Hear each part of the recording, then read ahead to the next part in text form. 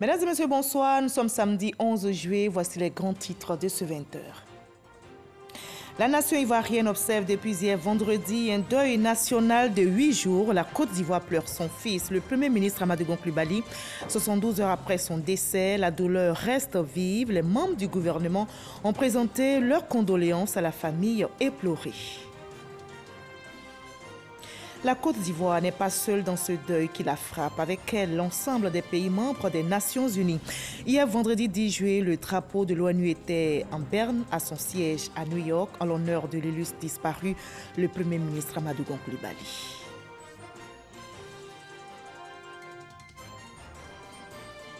La nation ivoirienne en deuil se souvient aussi des victimes du coronavirus qui sévit à travers le monde. Le virus a tué à ce jour 82 personnes en Côte d'Ivoire. La bataille s'accentue donc pour venir à bout du Covid-19 qui continue de circuler. Ce samedi, on dénombre 391 nouveaux cas, 277 nouvelles guérisons. La déclaration du ministère de la Santé dans ce journal.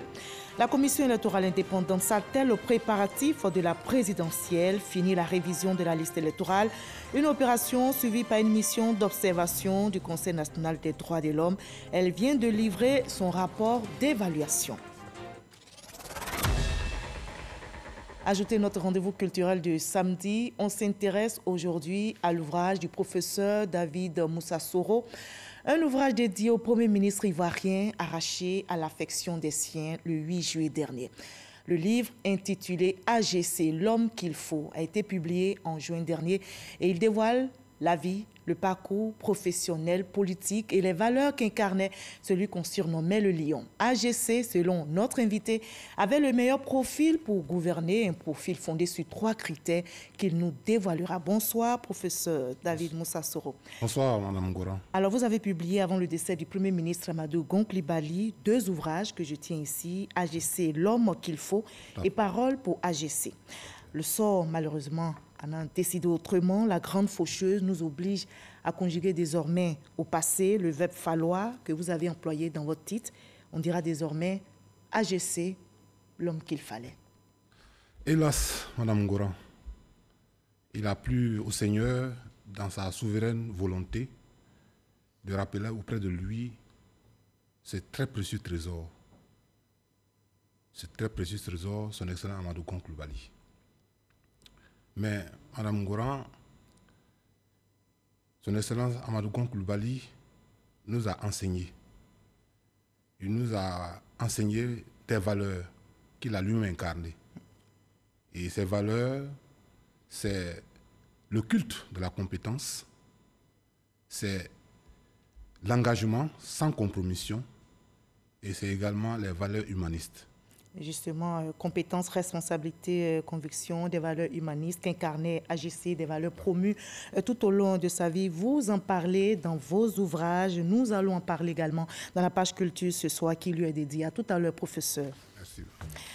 Toute la Côte d'Ivoire pleure donc son fils et la nation ivoirienne observe depuis hier vendredi un deuil national de 8 jours. La Côte d'Ivoire pleure son fils, le Premier ministre Amadou Gon Coulibaly. 72 heures après son décès, la douleur reste vive. Les membres du gouvernement ont présenté leurs condoléances à la famille éplorée. Le témoignage d'Alexis Ouedraogo. Après le chef de l'État, le gouvernement dans sa grande composante était ce vendredi à la résidence de la mère d'Amadou Gon Coulibaly. Conduite par le ministre d'État Ahmed Bakayoko, la délégation a dit toute sa compassion. Nous ferons tout pour que la mémoire de notre frère, de notre patron Amadou Gon Coulibaly soit honorée. C'est un engagement que nous prenons. L'occasion pour la famille de saluer l'élan de solidarité. La famille me charge de vous traduire toutes et tous individuellement ces remerciements pour tout ce que chacun d'entre vous a représenté dans la vie de notre frère. Avant le départ, il faut saluer la mère du défunt. Vive émotion. Tu peux être fier de ton fils. Tu as donné à la Côte d'Ivoire un monsieur, un grand monsieur. Tu peux être fier. Tu peux être fier. Tu peux être fier de ton fils Amadou Gon Coulibaly. C'est un modèle pour nous tous. Et nous sommes tristes, nous sommes très tristes. Je te l'ai dit hier, maman, malheureusement, notre fonction, notre métier de la politique, il y a tellement de gens bavards, les gens ne savent pas la force des liens entre les gens. Au-delà de tous les calculs politiques, géostratégiques, etc. D'abord l'homme, la perte d'un homme qu'on aime. Et je te l'ai dit, ce qu'il a été pour moi-même, pour chacun d'entre nous. Que Dieu l'honore. Nous, avec le président, on fera notre part, ici. Les mots de remerciement sont lourds. Elle dit qu'elle n'a pas de mots. Quand elle vous voit, elle voit Amadou.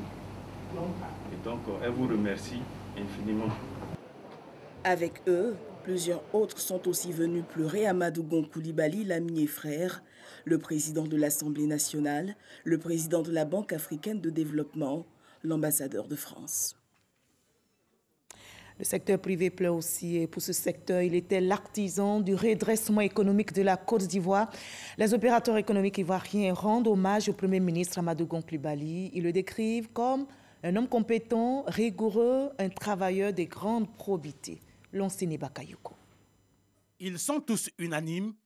Le Premier ministre Amadou Gon Coulibaly parti, les milieux d'affaires perdent un allié sûr. À commencer par la Confédération générale des entreprises de Côte d'Ivoire, qui salue la mémoire d'un homme d'ouverture. Nous nous souvenons de cette année 2018, où le Premier ministre Amadou Gon Coulibaly a accepté, sous l'autorité du président de la République, que l'annexe fiscale de la République de Côte d'Ivoire, qui avait été adoptée par le gouvernement, soit revue. Donc, à la suite des préoccupations soulevées par le secteur privé. Nous avons interprété ce geste comme un geste de grande humilité et qui caractérise totalement la personnalité du Premier ministre Amadou Gon Coulibaly. En 2012, même son de cloche au niveau de la Chambre de commerce et d'industrie. Pour l'institution consulaire, la disparition brutale du Premier ministre somme comme intruder dans cette belle complicité avec l'ensemble du secteur privé. Il a su nous accompagner. Il a su faire de la Chambre de commerce et d'industrie l'une des meilleures chambres de notre sous-région. Sa connaissance des dossiers et sa réactivité ont fait d'Amadou Gon Coulibaly un interlocuteur crédible pour les créateurs de richesses. Le président des commerçants de Côte d'Ivoire se souvient encore des mouvements d'humeur qu'il a pu désamorcer. Lorsque les frontières terrestres ont été fermées aux commerçants en 2014, nous sommes allés le voir. Il n'était pas encore Premier ministre, il était secrétaire général de la présidence. Il a débloqué cette situation qui avait freiné les activités commerciales. Négociateur hors pair, le Premier ministre avait de l'ambition et même de la vision pour l'avènement de véritables champions nationaux. Témoignage édifiant du logisticien Stéphane Éolier, particulièrement séduit par la qualité d'homme d'État du disparu. L'homme politique, je ne le connaissais pas, mais l'être humain que je connaissais. Je me souviens d'une de nos discussions franches et directes. Il y a 3 ans, il m'a dit, Stéphane, si je ne fais pas des champions nationaux dans les 3 ans, j'aurais échoué. Et il était dans cette mouvance. J'ai appris à le connaître économiquement. Je lui ai dit un jour que je ne savais pas qu'il était aussi dense que ça. Et c'est vrai que ce monsieur était dense. De leur côté, les transporteurs n'en finissent pas de verser des larmes depuis le décès. Inauguration des ponts, le renouvellement du parc automobile, le renforcement des capacités des conducteurs routiers, le renforcement des capacités des chefs d'entreprise, des gestionnaires d'entreprise. Ce sont des chantiers qui sont costauds. Il va nous manquer. Il va surtout manquer à la société de transport abidjanais Sotra, une entreprise en quasi-banqueroute dès la fin de la crise post-électorale qui aujourd'hui tient la concurrence. Pour ce qui est de la Sotra, nous devons dire aujourd'hui qu'il est l'artisan majeur de la mise en œuvre de la vision du président de la République, à savoir augmenter les capacités opérationnelles de la Sotra en la dotant de 2000 autobus sur la période 2017-2020. Ce qui a été fait, ce qui contribue à l'amélioration des conditions de vie de la population abidjanaise. En fin de compte, ils sont aussi unanimes. Le meilleur hommage à rendre à Amadou Gon Coulibaly, c'est de poursuivre son œuvre de développement, sa politique de dialogue et surtout de perpétuer sa haute idée de l'État. Voilà, et c'est toute la Côte d'Ivoire qui pleure son fils. Les populations de la région du Tonki, affectées par ce brusque départ du chef du gouvernement ivoirien, expriment leur peine au micro de notre correspondante Eve Boué. Le Premier ministre, de son vivant, avait effectué plusieurs visites de travail dans cette région. Une visite marquée également par le renforcement de l'alliance entre le peuple Don et Senufo. Et ils en parlent avec émotion dans ce reportage. Le Premier ministre Amadou Gon Coulibaly n'est plus. La Côte d'Ivoire est en deuil et avec elle, le peuple Dan, allié du peuple Senufo, dont est originaire l'illustre disparu. Ce deuil qui a frappé toute la Côte d'Ivoire, il faut dire que nous, les Dan et nos alliés de Senufo, nous sommes les plus touchés. Gon, c'est un grand serviteur de l'État. Il connaissait l'alliance Senufo et Dan. Toute la région du Tonki, sous le choc de la nouvelle, pleure le digne fils mort à la tâche. J'ai été frappé, j'ai été dévasté, tellement l'émotion était forte. De voir un monsieur, notre Premier ministre, débarquer de l'avion, venir et dire qu'il est venu reprendre sa place auprès du président pour travailler, et à moins d'une semaine apprendre sa mort, c'est impensable, c'est irréalisable. Gon Coulibaly, c'est l'homme, on ne sait pas où on va le trouver encore. Vraiment, c'est dur pour la Côte d'Ivoire. Tous reconnaissent les grandes qualités de ce commis de l'État. C'était un modèle pour nous, un modèle de travailleurs rigoureux, de travailleurs peaufinés, qui n'hésitaient pas à vraiment mettre le travail bien fait avant tout. Amadou Gon a laissé à la Côte d'Ivoire un modèle de loyauté, un modèle de rigueur professionnelle, un modèle pour la jeunesse ivoirienne.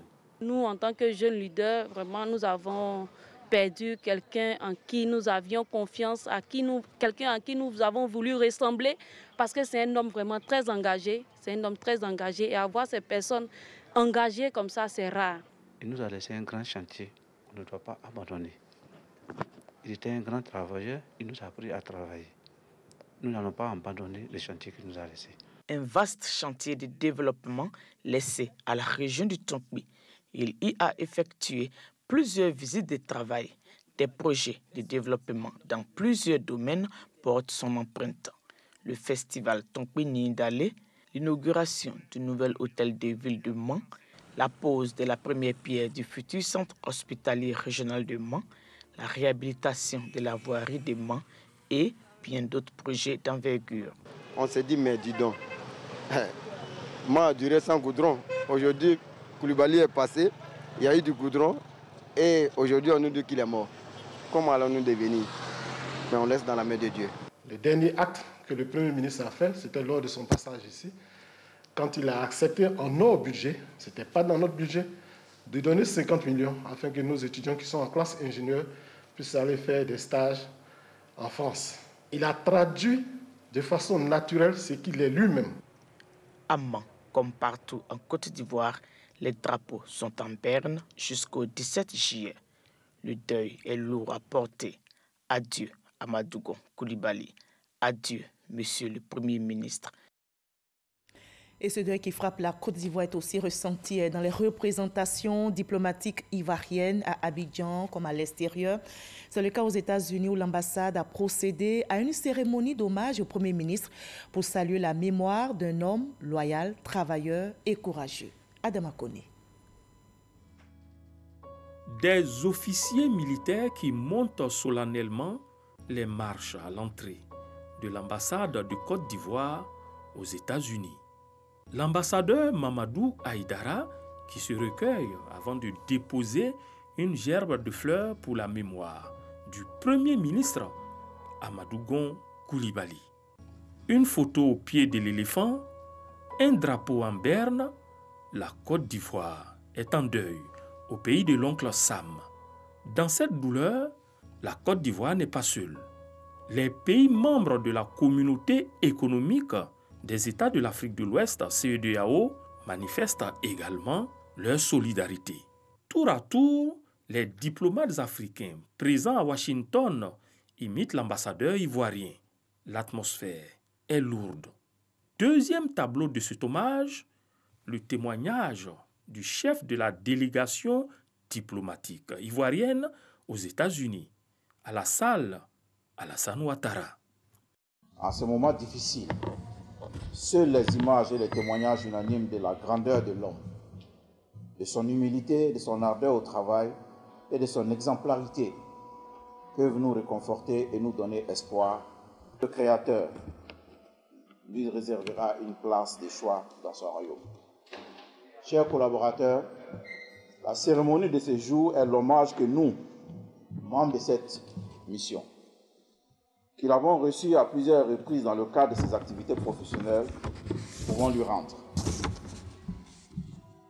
De ces passages, nous avons pu retenir et continuerons de retenir l'image de l'homme d'écoute qu'il était, de la force de travail qu'il incarnait et de la simplicité qui le caractérisait.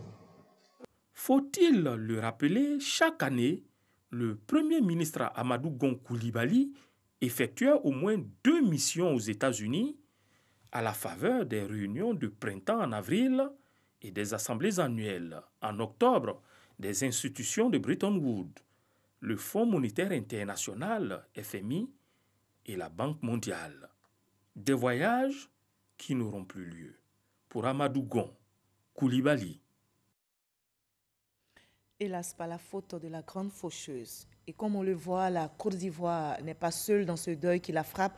Avec elle, l'ensemble des pays membres des Nations Unies. Hier vendredi, le drapeau de l'ONU a été mis en berne à son siège à New York en l'honneur de l'illustre disparu, le Premier ministre Amadou Gon Coulibaly. Le témoignage est de Michel Digré. Siège des Nations Unies à New York ce vendredi 10 juillet. L'Organisation des Nations Unies compatit à la douleur du peuple ivoirien. 3 agents de la police onusienne mettent en berne le drapeau de l'ONU en hommage à Amadou Gon Coulibaly.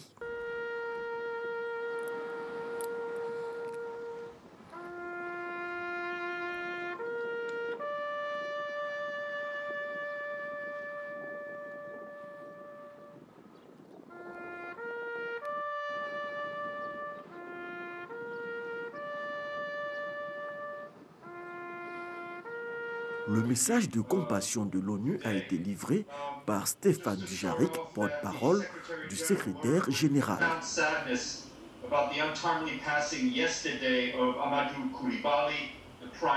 C'est avec une profonde tristesse que le secrétaire général a appris le décès inattendu d'Amadou Gon Coulibaly, Premier ministre de la République de Côte d'Ivoire. En tant que chef du gouvernement, il a mené des réformes d'une grande importance favorisant ainsi le développement de la Côte d'Ivoire. Le secrétaire général, au nom de l'ensemble des pays membres des Nations Unies, adresse ses sincères condoléances à la famille du défunt, à ses proches ainsi qu'au gouvernement ivoirien. Cette cérémonie de mise en berne du drapeau onusien a été faite en présence d'une délégation de la mission permanente de la Côte d'Ivoire à l'ONU avec à sa tête l'ambassadeur Léon Kakou Adom. En cette situation de deuil national, l'Assemblée parlementaire de la francophonie exprime également sa solidarité au peuple ivoirien. L'APF, dans un communiqué, rend hommage au Premier ministre ivoirien Amadou Gon Coulibaly, décédé, je rappelle, mercredi dernier. L'Assemblée parlementaire de la francophonie salue la mémoire d'un homme d'État dont beaucoup reconnaissent le dévouement en faveur du développement de son pays. Amadou Soumaoro, président de l'APF, adresse les condoléances les plus attristées à la famille de l'illustre disparu et à toute la Côte d'Ivoire qui perd ainsi l'un de ses dignes fils. Je vous livre à présent le programme des obsèques du Premier ministre Amadou Gon Coulibaly. Le mardi 14 juillet 2020, hommage de la nation sur le parvis au palais présidentiel. Le vendredi 17 juillet 2020, prière du vendredi suivie de la prière mortuaire à la grande mosquée de Korogo et inhumation au caveau familial dans la stricte intimité familiale. La Côte d'Ivoire en deuil se souvient aussi des victimes du coronavirus. Le virus a tué à ce jour 82 personnes. L'État ivoirien a donc engagé la riposte contre cette maladie.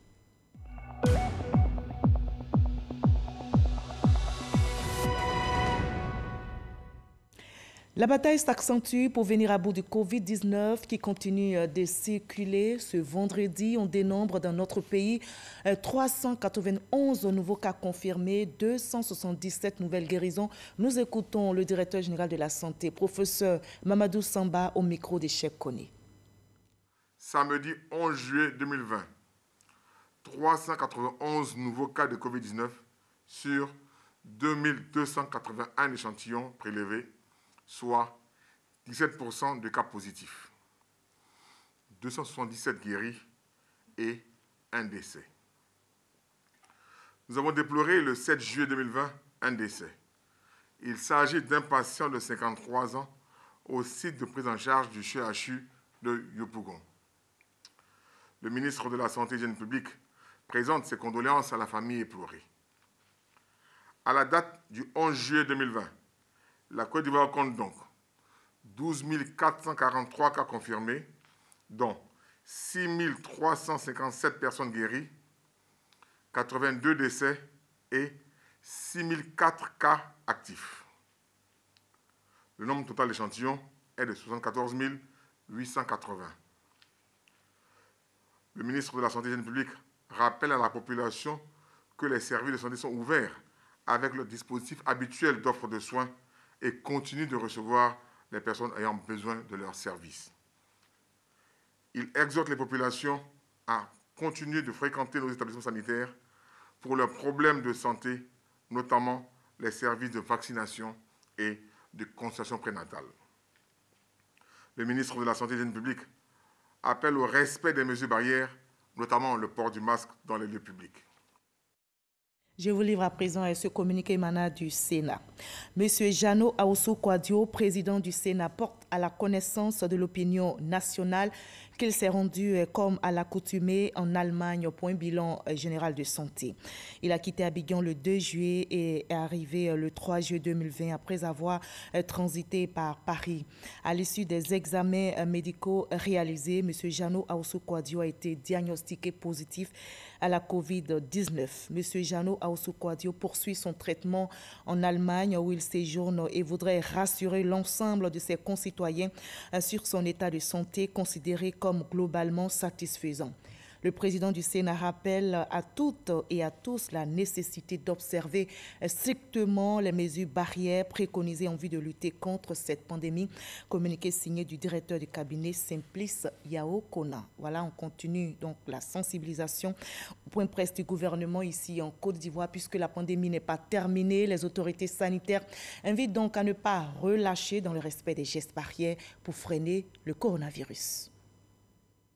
152 établissements, dont 258 maquis, 47 hôtels et autant de restaurants ont été contrôlés par la police nationale dans cette commune du district d'Abidjan. Il en ressort une satisfaction du point de vue de l'observation des mesures barrières. Un respect qu'on retrouve également dans les transports. Véhicules contrôlés, 5 556. Véhicules mis en fourrière, 126. Dont 16 véhicules particuliers et 110 véhicules de transport. Masques distribués à l'occasion de la sensibilisation. 142 sur 146 disponibles, soit un taux de 97% que nous saluons. Sur le plan sanitaire, l'intérieur du pays reste relativement épargné par la maladie, avec 4% des contaminations, même si les districts sanitaires de Boaké, San Pedro et Aboasso sont les plus touchés. L'intérieur du pays demeure faiblement impacté malgré l'augmentation du nombre total de décès sanitaires atteints, avec 4% de cas dépistés. Cependant, certains districts sanitaires méritent qu'on y accentue la sensibilisation et les dispositions de respect des mesures sanitaires et sécuritaires. Le maire de Mans a présenté les actions de lutte dans sa commune.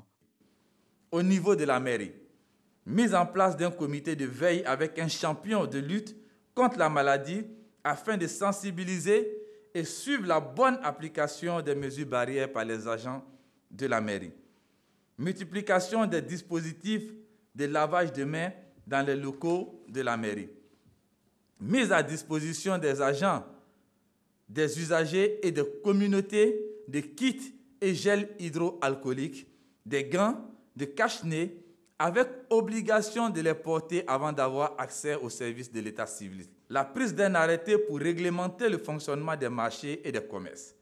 La mise à disposition des commerçants des dispositifs de lavage de mains. Pour soutenir l'activité économique, la collecte de tasses municipales sur les marchés a été suspendue en avril et mai. La ville de Mans a enregistré 2 cas positifs, dont un décès et un guéri. Voilà, on fait attention au coronavirus, mais on fait aussi attention aux incendies. Le feu vient d'emporter des vies. 6 membres d'une famille ont péri dans des flammes. Les faits se déroulent à Korogo et dans la nuit d'hier à aujourd'hui. 6 personnes, à savoir une mère, ses 4 enfants et un étranger, ont trouvé la mort dans l'incendie de leur domicile, selon les sapeurs-pompiers. Une enquête est donc ouverte pour déterminer les causes de cet incendie. L'élection présidentielle en Côte d'Ivoire, c'est le 31 octobre prochain. La révision de la liste électorale a pris fin, vous vous souvenez, le 5 juillet dernier. Et pendant cette opération, une mission d'observation du Conseil national des droits de l'homme était sur le terrain. Eh bien, elle vient de faire le point de ses activités. L'enseigne Bakayoko. Cette observation non partisane, dont la finalité est d'assurer la transparence des opérations de recensement électoral, a mobilisé 163 agents aussi bien dans le district d'Abidjan qu'à l'intérieur du pays. La mission d'observation a pu visiter dans le district d'Abidjan 364 centres et 2292 centres d'enrôlement dans les 31 régions administratives de notre pays, soit un total de 24% du nombre total des centres. La mission de terrain s'est effectuée au regard des standards internationaux relatifs aux droits de l'homme, notamment les droits civils et politiques, et du cadre juridique national régissant les opérations d'inscription et d'actualisation du fichier électoral. Sur ce chapitre, pas de problème, ces standards et bonnes pratiques ont été rigoureusement observés. L'observation de la révision de la liste électorale est une étape importante de ce mécanisme qui couvre tout le processus avant, pendant et après. Elle contribue à garantir la transparence du processus et à rassurer les populations. Ainsi, que ce soit au niveau du déroulement des opérations, des centres et du matériel d'enrôlement, aucune anomalie significative n'est venue gêner le processus d'enregistrement.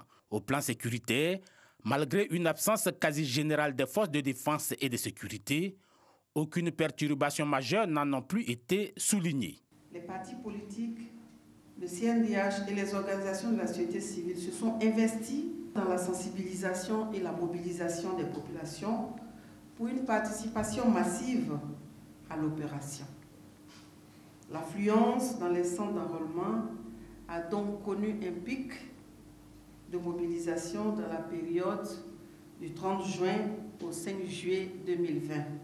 Ces observations préliminaires ont également été l'occasion pour le Conseil national des droits de l'homme d'en appeler à préserver la paix et la stabilité afin de consolider la démocratie et l'état de droit. Toujours sur la scène politique nationale, le Front populaire ivoirien initie un séminaire sur la stratégie électorale. Il s'agit pour le président Pascal Affi-N'Guessan et son équipe d'identifier les actions à mener en vue de la présidentielle d'octobre prochain. Konaté Moussa. Un séminaire sur la stratégie électorale. Le Front populaire ivoirien mène la réflexion sur les actions à entreprendre pour conquérir le pouvoir en octobre prochain. Le président Pascal Affi-N'Guessan et son équipe se concertent pour définir la conduite à tenir. Penser une stratégie, c'est identifier le chemin qui va nous mener du contexte dans lequel nous nous trouvons, c'est-à-dire parti dans l'opposition, à la victoire à l'issue de l'élection de 2020. La victoire est d'abord le fruit de l'organisation, des moyens et de la stratégie. À cette rencontre sont présents les vice-présidents et les membres du secrétariat général. Ces cadres du parti qui accompagne le président Pascal Afin-Guessan dans l'élaboration de son programme. Au cours de ce séminaire, nous aurons à écouter plusieurs communications. Une communication sur le contexte, parce qu'il est bon de savoir quel est le contexte. Quels sont les problèmes auxquels notre pays est confronté? Quels sont les acteurs politiques qui sont dans la compétition? Quelles sont les attentes de nos compatriotes? Puisque c'est par rapport à tout cela qu'il faut bâtir une stratégie. Mais aussi, quels sont les moyens que nous allons nous donner? Et le premier moyen, c'est le moyen politique, c'est-à-dire ce que nous allons proposer pour faire face aux difficultés auxquelles nos compatriotes sont confrontés.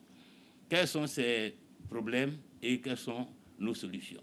La mobilisation des militants, la communication, l'encadrement des électeurs sont entre autres sujets au cœur de ce séminaire. Nous sommes samedi, c'est l'heure de parler culture dans ce 20h.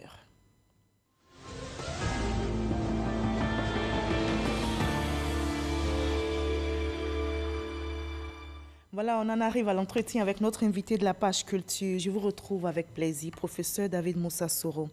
Alors, 72 heures après le décès de notre Premier ministre, la douleur est encore vive, mais on ne finira pas de parler de lui pour le connaître davantage. Dites-nous qui était Amadou Gon Coulibaly pour vous et quels étaient vos rapports. Merci, Madame Goran. Amadou Gon Coulibaly était, je le considérais comme étant mon mentor, comme étant mon modèle, comme étant, au-delà de ses fonctions, le Premier ministre de la République, comme étant un modèle, comme quelqu'un que j'imitais. De loin? Ou bien vous étiez oui. proche? De loin, bien entendu.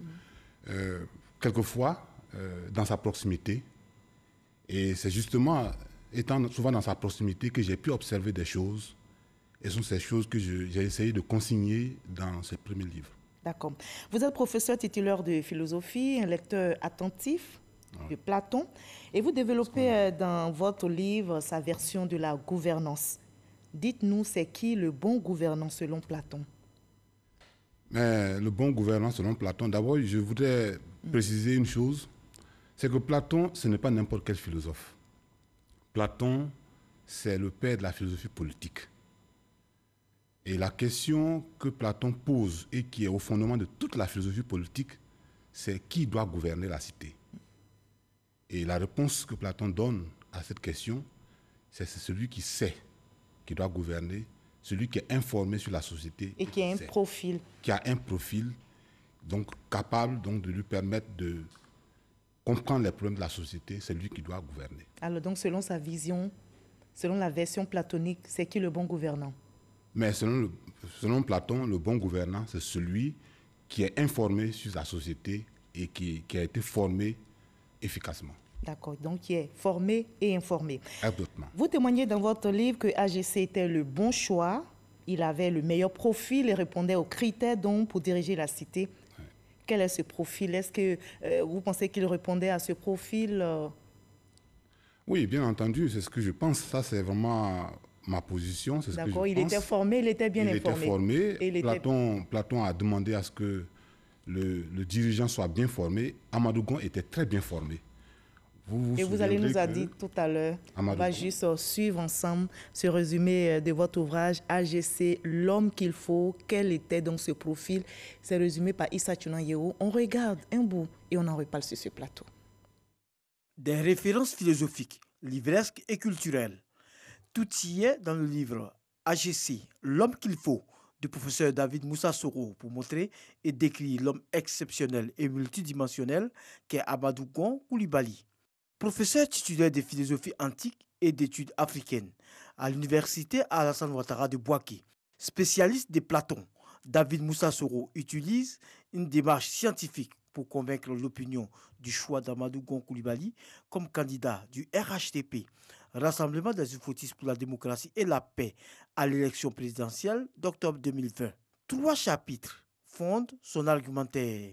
Le premier, Amadou Gon Coulibaly, un choix conforme aux exigences de la philosophie politique, permet à l'éminent professeur, prenant des références de penseurs qu'un triptyque est indispensable pour gérer la cité: la formation, le savoir et la compétence. Le deuxième, Amadou Gon Coulibaly, un choix conforme aux exigences de l'engagement et de l'expérience politique, fait mentionner par l'auteur que l'engagement politique est un héritage familial. Étant donné que l'engagement politique dans sa famille est une affaire générationnelle. Quant au troisième et dernier chapitre, Amadou Gon Coulibaly, un choix conforme aux exigences des valeurs humanistes. Un accent particulier est mis sur ses qualités morales, à savoir sa fidélité, sa loyauté, sa patience, sa droiture, sa constance et son engagement. Bref, pour David Moussa Soro, Amadou Gon Coulibaly était simplement l'homme de la situation. Dans son deuxième ouvrage intitulé « Paroles pour AGC », des textes de toute nature et de toute compétence mettent en relief les nombreuses valeurs qu'incarne Amadou Gon Coulibaly. Voilà, parmi les valeurs pour gouverner la cité, vous évoquez le critère de la formation. Vous dites un bon gouvernant dans votre livre doit être bien formé et informé, surtout avoir une connaissance technique et globale de la société. On a entendu également dans le résumé bien fait par Issa Tchonayeo. Alors dites-nous, que nous révèle la biographie scolaire, universitaire et professionnelle d'AGC et qui pourrait laisser penser qu'il avait le meilleur profil pour gouverner la cité? Alors, je voudrais vous dire merci pour cette présentation que je trouve géniale, que je trouve assez complète. Il faut savoir qu'Amadou Gon Coulibaly, c'est d'abord un bac C. Un bac C en 1977. Et qui dit le bac C en 1977, c'est de quoi il s'agit? Il s'agit d'un bac d'excellence. Un bac C obtenu au lycée de Dabou avec la mention assez bien. Première étape. Il faut noter que Amadou Gon Coulibaly est reçu au lycée Jean-Baptiste C de Paris, aux classes préparatoires de cet établissement d'excellence également. Et après donc les classes préparatoires au lycée Jean-Baptiste C donc de Paris, il est reçu à l'école des travaux publics de Paris. Il n'accédait pas à ces classes préparatoires qu'il voulait? Non, vraiment pas. Il fallait être parmi les meilleurs. Il fallait être parmi les meilleurs et surtout pour un Africain, ce n'était pas donné du tout. Il avait donc un parcours excellent. Absolument. On n'aura pas le temps de tout déballer ici, mais au niveau professionnel? Alors, au niveau professionnel, on le sait, je crois que c'est presque un secret de Polyginène. Alassane Ouattara a été pour lui le mentor. Après cette formation académique de très haut niveau, il fallait absolument qu'il ait ce qu'on appelle un stage pratique de la vie. Et ce stage pratique de la vie, il a eu à faire ce stage auprès de Alassane Ouattara, qui l'a formé, qui a fait de lui en 30 ans l'homme que nous avons eu. D'accord, donc il a su allier théorie et pratique. Absolument. Alors si AGC remplissait tous ces critères, vous savez aussi, et vous l'évoquez dans votre ouvrage, que la possession de la connaissance ne fait pas nécessairement un homme politique efficace, selon Max Weber, qui est aussi un grand philosophe. Tout à fait. Alors, c'est vrai que le savoir est important. Platon l'a dit, et je partage parfaitement donc cette vision. Mais il faut noter que la possession du savoir ne fait pas de vous forcément un bon politique. Pour être un bon politique, il faut deux conditions. Il faut avoir l'éthique de la conviction, mais également l'éthique de la responsabilité. Et Amadou Gon Coulibaly remplissait parfaitement ces deux critères. C'était un leader très responsable de tout ce qu'il posait comme acte et qui avait une forte conviction de ce qu'il faisait. D'accord. AGC avait-il les gènes de la gouvernance quand on voit la lignée dont il est issu? Oui, je crois que c'est une évidence. Il faut remonter à 4 générations pour voir que dans la lignée d'Amadou Gon Coulibaly, il y a des personnes qui ont marqué la Côte d'Ivoire. D'abord, ça on ne le dit pas suffisamment, il y a eu Zouakagnon. Ensuite, il y a Peleforo Gon Coulibaly. Puis, son grand-père, Amadou Gon Coulibaly. Amadou Gon Coulibaly, grand-père. Ensuite, son père, Bomblé, Petit Gon Coulibaly. Toutes ces personnes ont marqué la Côte d'Ivoire, ont marqué la région du Poro. Il était aussi versé dans la tradition. Vous l'avez dit, il a été initié dans le bois sacré. Oui. C'est un intellectuel, mais aussi qui avait les pieds dans la tradition. Oui, et c'est important de le signaler. Vous savez, beaucoup pensent... Et vous avez juste 30 secondes pour le signaler. Oui, beaucoup pensent que la culture n'est pas compatible avec la modernité. Ce n'est pas vrai. Amadou Gon Coulibaly a assumé son identité. Il a été initié au Poro dans le grand bois sacré de Kourougou, le Sinzangbo. C'est un Mborgo. Vous avez tenu à lui rendre cet hommage à travers ses vers à la page 15 avec l'indulgence de la réalisation. On vous accorde juste 10 secondes, un exercice difficile, mais je sais que vous allez le réussir. Ô Gon, tu es Gon, fils du père, du grand-père, de l'arrière-grand-père. Ô Gon, cime politique, nourri aux traditionnelles racines du Poro ancestral. Tu es irrigué par les sources vivifiantes de ta culture, au terreau secret de ta patrie, relié par 1000 fibres sensibles. Ma voix dénomme cet homme. Ma voix nomme un homme, Gon le lion, d'après Charles Rabé. Merci beaucoup, David Moussa Soro, professeur David Moussa Soro. Merci d'avoir été avec nous et d'avoir partagé ce témoignage sur la vie de ce grand homme. AGC, l'homme qu'il faut, parole pour AGC, des ouvrages à lire pour s'inspirer des valeurs de fidélité, de probité, de loyauté, de compétences promues par notre Premier ministre Amadou Gon Coulibaly. La Côte d'Ivoire en deuil ne pliera pas l'échine. À 23h, retrouvez Koné Abdoulaye. Le 13h, c'est avec Hamza Diaby qui recevra demain dimanche le gouverneur du district 9101 du Rotary Club, M. Christophe Koreki. Il sera question de l'impact du club service Rotary dans la communauté. À demain.